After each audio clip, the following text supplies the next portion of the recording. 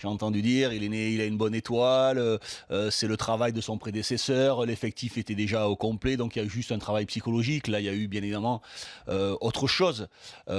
C'est compliqué de gagner ce championnat, cette Liga. Il y a énormément de concurrence.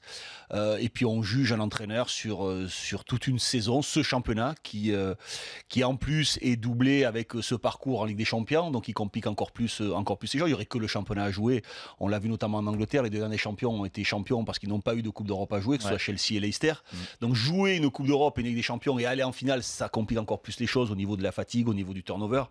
Voilà, écoute, il a tout réussi. Il a tout réussi. Et peut-être son plus gros coup de force, c'est le turnover réussi semaine après semaine, en mettant Ronaldo, alors je vais même pas dire sur le banc de touche, mais juste au repos de temps en temps. Beaucoup ont essayé, peu ont réussi.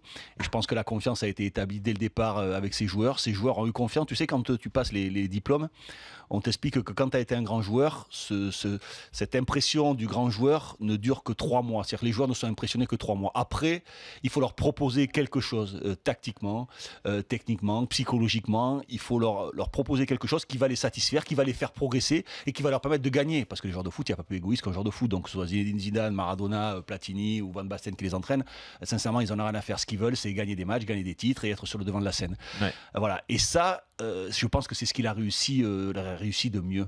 Je pensais pas, sincèrement, alors même si je savais que footballistiquement il avait plein de choses intéressantes dans sa tête dont on en parlait bien évidemment très très souvent, le mettre après en place comme il a réussi à le faire avec ses joueurs de haut niveau, sans un recrutement impressionnant non plus.